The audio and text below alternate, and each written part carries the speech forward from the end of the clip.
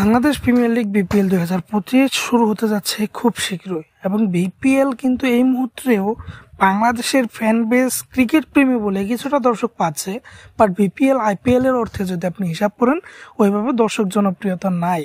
এর কারণ হচ্ছে আমরা কখনো বিপিএল কে বিজনেস মাইন্ডে নিতেই পারিনি, আমরা একটা জাস্ট টুর্নামেন্ট হিসেবে নিয়েছি। বিপিএল যে একটা বিজনেস হিসেবে কাজ করতে পারে এই স্ট্রাকচারটা এখন আমরা গড়ে তুলতে পারিনি।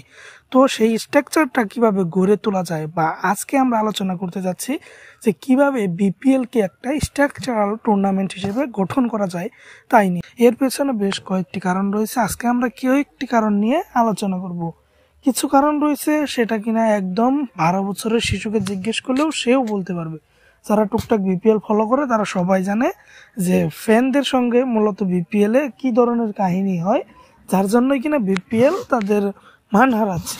তবে মূলত বিপিএল কে জনপ্রিয়তা করার কিছু কারণ আমরা আজকে ভিডিওতে চেষ্টা করব। সেটি হচ্ছে বিপিএল কে প্রত্যেকটা ফ্রাঞ্চাইজিকে তাদের হোম ভেন্যু দেওয়া। হ্যাঁ, প্রত্যেকটা ফ্রাঞ্চাইজিকে যদি হোম ভেন্যু দেওয়া হয় সেক্ষেত্রে বিপিএল এর মান এমনিতেই প্রায় দ্বিগুণ হয়ে যাবে। হ্যাঁ, বিপিএল এর মার্কেট ভ্যালু ইতিমধ্যে আপনি দেখতে পাবেন। যদি আপনার 7টা দলকে 7টা মাঠ দেওয়া হয় এবং 7টা এলাকায়, মানে যে এলাকার নামে ওই এলাকায় 7টা মাঠ দেওয়া সম্ভব হয়, সেক্ষেত্রে দেখবেন প্রত্যেকটা খেলায় আপনার দর্শক কানায় কানায় পূর্ণ, ফ্রাঞ্চাইজি দলগুলোর স্পন্সর সবকিছুই রয়েছে এবং আপনার দলগুলো খুব ভালো করছে, কেননা তাদের ফ্যান বেস থাকবে নিজস্ব।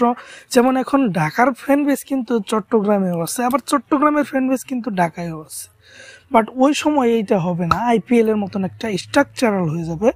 প্রত্যেকটা বিভাগে শুধু ওই দলের ফ্যানই থাকবে। যেমন আপনার হোম ম্যাচে আপনি আপনার দর্শকের সাপোর্ট পাবেন, আপনার অ্যাওয়ে ম্যাচে আপনি আপনার দর্শকের সাপোর্ট পাবেন। এবং সেকেন্ড কারণ হচ্ছে মিডিয়া কনসালটেন্ট। তো আমাদের এই দলগুলো কিন্তু শুধু বিপিএল আসলে মিডিয়াতে একটু পোস্ট করতে থাকে আর সারা বছর কোনো খোঁজ খবর থাকে না। বাট এই জায়গায় বিসিবির বড় দোষ যে বিসিবি লং টার্মে দল দেয় না। তো এখন একটা ফ্রাঞ্চাইজি জানেই না সে পরবর্তী সিজনে দল করতে পারবে কিনা, তাহলে সে কিভাবে তার সোশ্যাল মিডিয়ায় পোস্টগুলো করে যাবে। ঠিক এই জায়গায় আইপিএল গুলোর মতন আমাদের স্ট্রাকচারাল হতে হবে। আইপিএল এর মতন আমাদেরকেও দীর্ঘমেয়াদী ফ্রাঞ্চাইজি দিতে হবে, সেটা মিনিমাম 5 বছর। যদি 5 থেকে 7 বছর মেয়াদে কোনো দল, সেক্ষেত্রে আপনি ফ্রাঞ্চাইজি দিয়ে একটা কমিয়ে দিন, বাট আপনি প্রত্যেকটা ফ্রাঞ্চাইজি একটা স্ট্রাকচারাল ফ্রাঞ্চাইজি দিন, যাতে প্রত্যেকটা ফ্রাঞ্চাইজি দীর্ঘমেয়াদী প্ল্যান করে দীর্ঘমেয়াদী ব্যবসা করতে পারে। শুরুতে 2-3 সিজন লসে থাকলেও শেষের দিকে তারা সেটা রিকভার করে নিতে পারবে। সেক্ষেত্রে প্লেয়ারগুলো স্থায়ীভাবে থাকবে। যেমন আমাদের বিপিএলে কিন্তু লাস্টের দিকে কিছু বড় প্লেয়ার আসে বা শুরুর দিকে।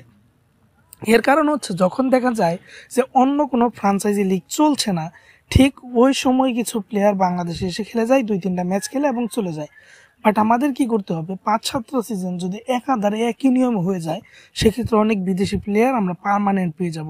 শুরু থেকে যদি আপনি শেষ পর্যন্ত অ্যান্দ্রে রাসেল, সুনীল নারায়ণ, মঈন আলী বা এই মুহূর্তে টি-20 হটকেক রশিদ খান বা বড় বড় যে তারকা রয়েছে তাদেরকে যদি আপনি শুরু থেকে শেষ পর্যন্ত খেলাতে পারেন, সেক্ষেত্রে আপনার বিপিএল এর মানটা কোথায় গিয়ে দাঁড়াবে সেটা নিশ্চয়ই কল্পনা করতে পারছেন। তো এই ছিল আমার বক্তব্য। আরো বেশ কিছু কারণ রয়েছে, তবে এই কয়েকটা কারণে যদি সমাধান করতে পারে সেক্ষেত্রে বিপিএল এই মুহূর্তে বিপিএল এর মান যেটা রয়েছে, বিপিএল এই মান থেকে 3 থেকে 4 গুণ মার্কেট ভ্যালু নিয়ে ক্যারি করতে পারবে 3 থেকে 4 বছর পর।